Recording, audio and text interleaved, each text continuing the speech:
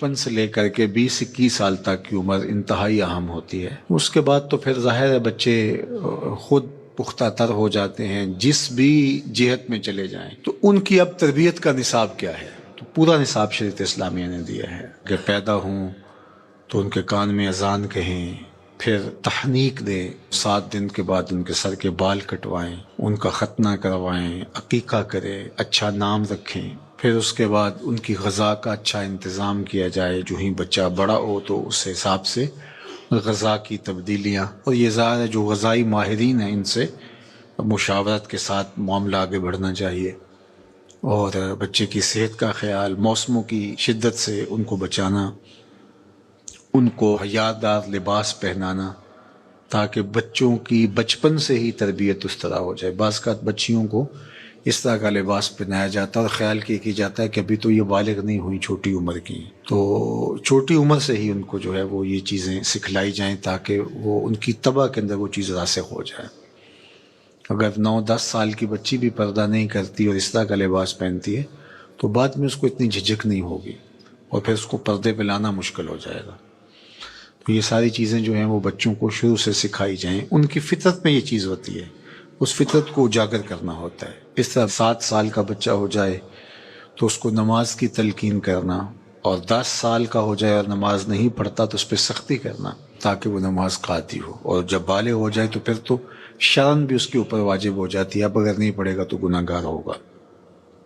اس طرح عقائد اسلامیہ ہیں اس کے اندر راسخ کرنا تاکہ بچپن کے اندر ہی وہ چیزیں اس کے اندر اترنی شروع ہو جائیں۔ اس حوالے سے حضرت لقمان حکیم کا اپنے بیٹوں کے ساتھ جو مکالمہ ہے قرآن نے بیان فرمایا ہے۔ وَإِذْ قَالَ لقمان، جب حضرت لقمان علیہ السلام نے کہا ابن ہی اپنے بیٹے سے، وَهُوَ يَعِظُهُ، وہ ان سے گفتگو کر رہے تھے، ان کو نصیحت کر رہے تھے، ان کو واعظ فرما رہے تھے، یا بنیا، اے میرے بیٹے، لا تشرک باللہ، اللہ کے ساتھ کسی کو شریک نہ ٹھہرانا۔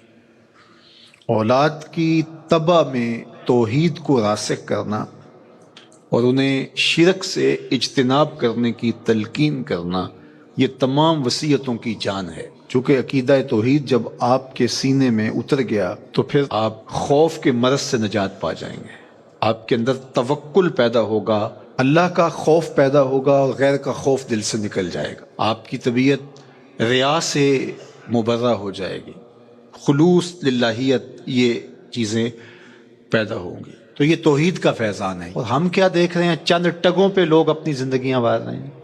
یہ جو ہاہاکار مچی ہوئی ہے، وہ لوٹ گیا، وہ کھا گیا، یہ کر گیا، وہ یہ کر گیا، آپ اگر دیکھیں اطراف میں پھیلا ہو، یہ معاشرہ انسانی معاشرہ ہے؟ یہ تو حیوانی معاشرہ لگ رہا ہے۔ یہ سارے لوگ ماں باپ کی گود سے تربیت لے کے گزرے ہوئے لوگ ہیں۔ اسی طرح سکول، کالج، دانشگاہیں، ادارے، یہ سارے اس آغوش سے گزر کے گئے۔ 16-17 سال بچہ استاد کی تربیت گاہ سے گزر کے گیا ہے، لیکن وہاں جا کر کے اس کا پیٹ ہی نہیں بھر رہا، رشوت کا بازار گرم کر لیا، ممبر و محراب نے تربیت نہیں کی تھی، اس نے یہاں بیٹھ کر کے لوگوں کو توحید کا فیضان بتانا تھا، یہ چیزیں ان کے اندر اتارنی تھی، جذب کرنی تھی، لیکن یہاں تو ہم نے موضوعات ہی اور چھیڑ لیے، نظری مسائل میں خطیب الجھ کے رہ گیا، اور نتیجہ کیا ہوا ہے کہ قوم کی تربیت کا فریضہ اس سے عہدہ برائی نہیں ہو سکا۔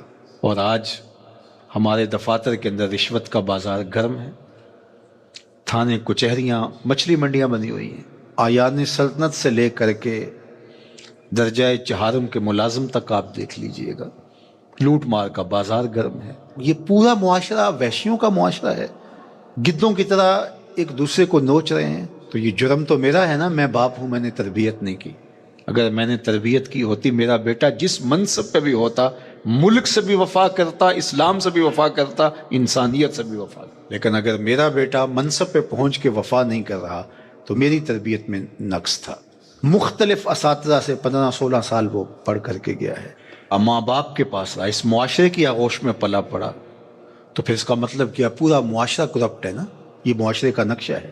اگر ہم نے تربیت کی ہوئی ہوتی تو یہ نتیجہ کبھی نہ ہوتا۔ تربیت کا عمل مفقود ہو گیا ہے، دانشگاہوں سے لے کر کے ممبر و محراب تک آغوش مادر سے لے کر کے معاشرے کی پھیلی ہوئی وسیع آغوش تک سارا نظام ہے جس کا چہرہ، جس کے خد و خال اب ہمارے سامنے آ گئے ہیں، اور آنے والا دور کتنا بھیانک ہوگا ذرا تصور کیجئے۔ تو آج میں اور آپ جہاں کھڑے ہیں، اگر ہم نے اپنی نسلوں کو نہیں سنبھالا ہے اور ان کے اندر اسلامی عقائد اتارے نہیں ہیں، راسخ نہیں کیے ہیں، تو جس سمت ہم بڑھ گئے، آنے والا دور بھیانک ہوگا۔